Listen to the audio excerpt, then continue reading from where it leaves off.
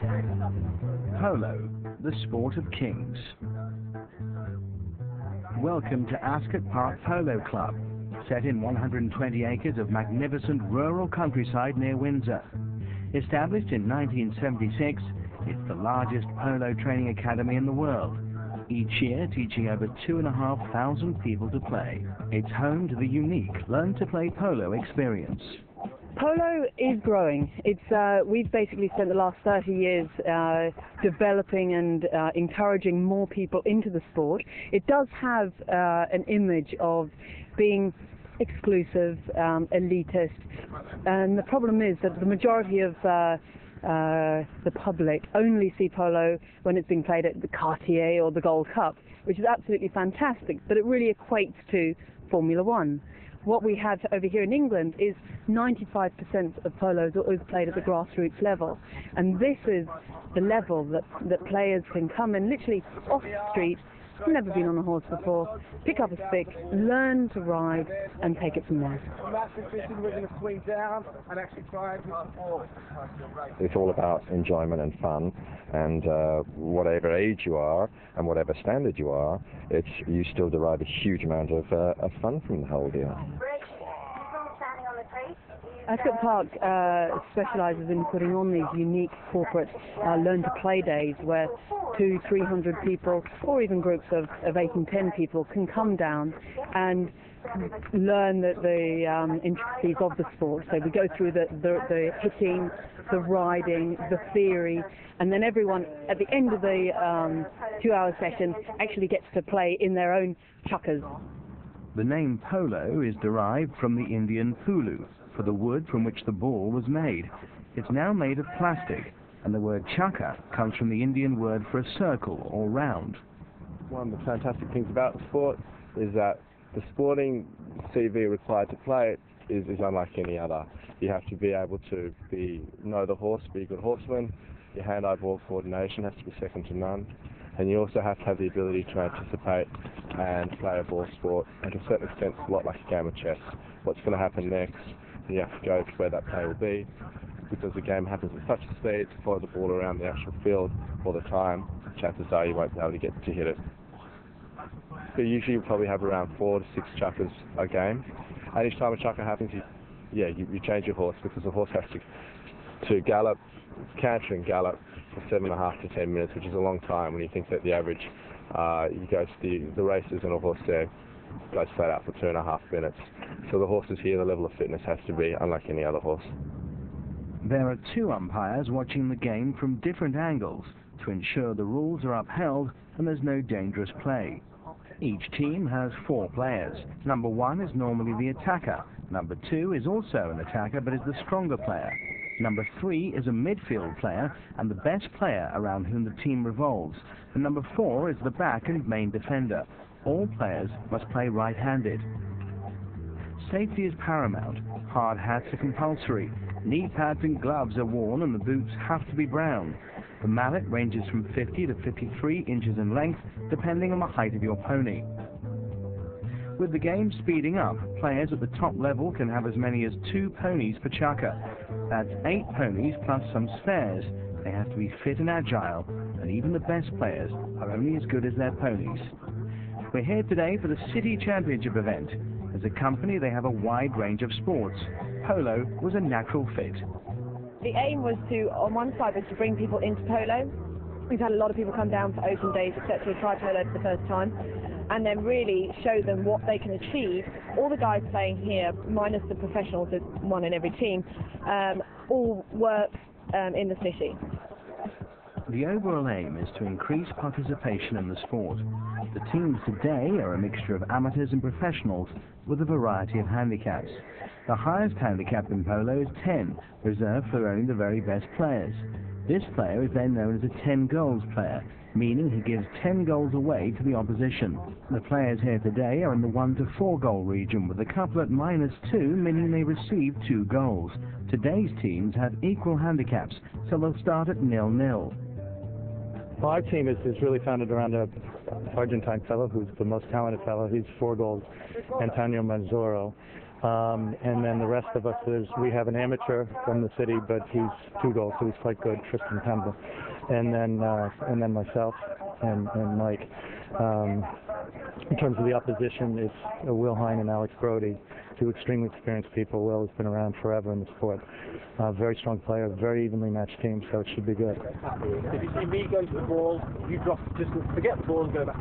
The team we're playing against today actually is a team that I've played against a lot of guards, and I think we're about 2-2 in the win-loss ratio this season. So today's the head-to-head. Every game we play, we have tactics. Today we play against a guy called Antonio Manzoro, who's 4 goals. Very, very strong player at this level of polo. And the key for us today is to get him to release the ball. The UK is among the top 10 polo countries in the world, but it's the South American nations such as Brazil and particularly Argentina that lead the international rankings. I've been playing since I was very small, professionally over 10 years, and started playing when I was probably 7, 8, very young. It's tactical. You have to know your players, you have to have some set of plays, you have to, it's quite tactical, it's not just to go out there and play, you have to think a little bit. As the teams go out onto the pitch, Citigroup in white, Captive Minds in blue. Let's join our commentary team, Peter Grace and Trevor Harris. Thanks very much indeed, Jonathan. Captive Minds here in the blue against Citigroup, and Peter alongside me, who's the owner of the Ascot Park Club and also one of the top polo coaches in the world, and straight away there's a collision and a penalty. Absolutely.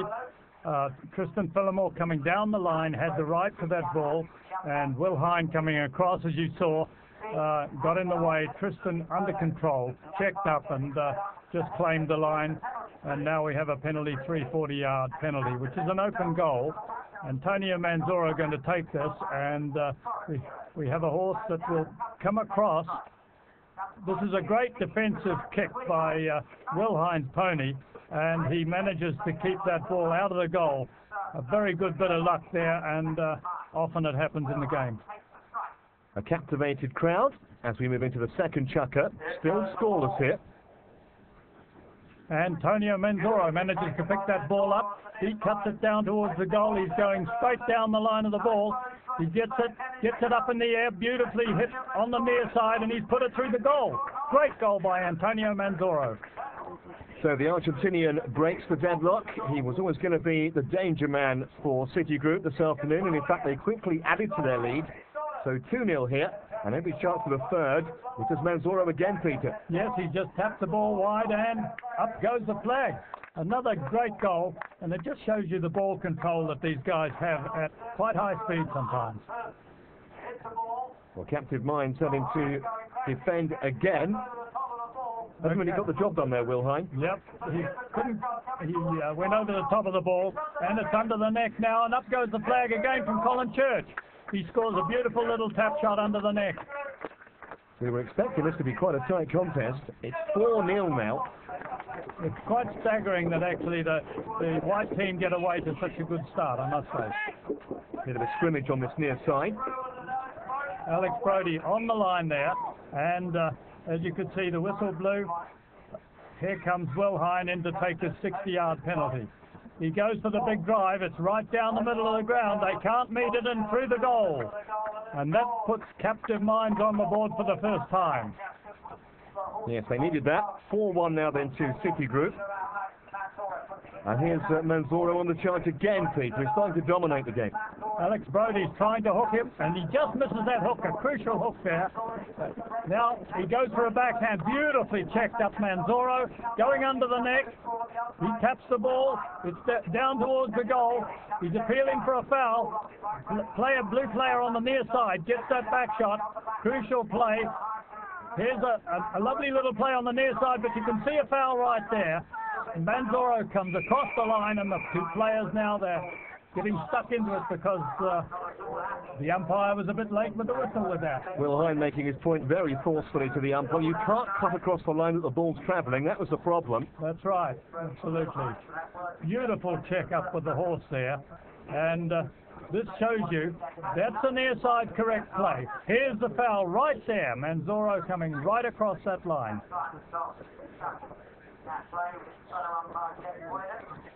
Well, Hine made his point to the official, as you saw. But they have sorted it out. Yes, they've given a throw-in, no foul, and that necessarily is not the correct call, as we could see on the video. Manzoro coming away from that line out with the ball. Can he get it through the goal? He's hit it a little bit wide. He can't pick up the backhand, and over the back line it goes.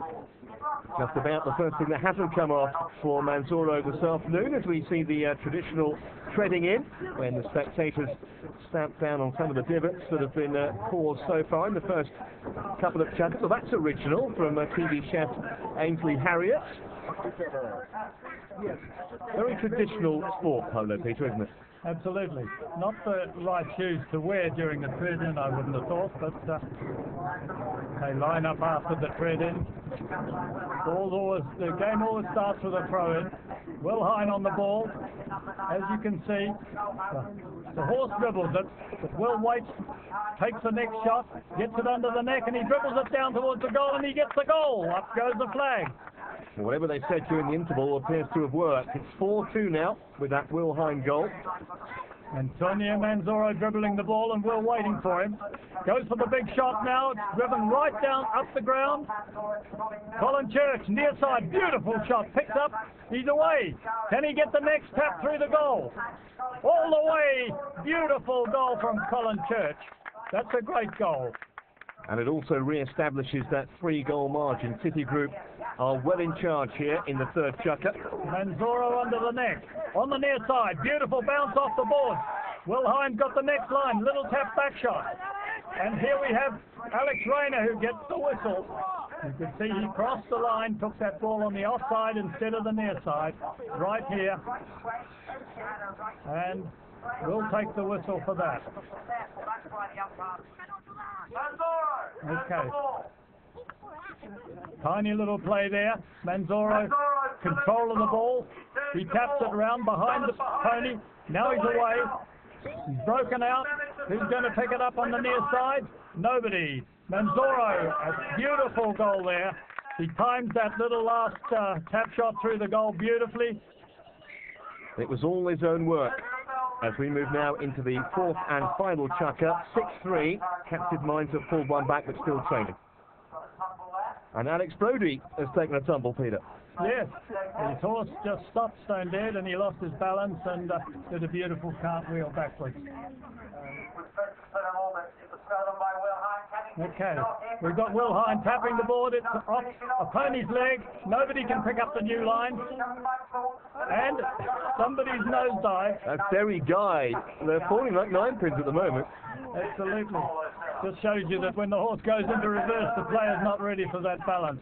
Anyway, it's Colin Church. He's away up the ground. He's got a beautiful shot. He's tapping the ball right in front of Will Hine. Will Hine goes for a hook. Does he just picks it up? Here's the goal shot coming up. Oh, and Tristan Philemore's hit it wide. He has, and he will be absolutely sick about that. It was effectively an open goal, but it shouldn't affect the result too much. Citigroup well in charge, Peter. They've been good value for this when we're in the last few seconds now. Absolutely. Alex Rayner over the top of the ball there. Alex Brodie can't pick it up either, and a beautiful back shot by Tristan Philemore sets it up. Antonio Manzoro on the line, but Will Hine gets the back shot. Alex Brodie drives the ball up the ground. Can he get it up towards the goal? It's on the board. Near side back shot by Tristan Philemore. Takes the whistle, and I think that will end the game. And Citigroup have won it by 6-3. It was faster than I thought it would be. The earlier rounds were not quite as quick, but yeah, it was a good game. It's always hard for us number ones to get stuck in. We had a very good throw. We had a team full of ring. Didn't do many good. We still won. And hopefully they'll come back next year and give them another go. And an appreciative crowd applauding Colin Church, the captain of the victorious Citigroup team. 6-3 winners. Many congratulations to them.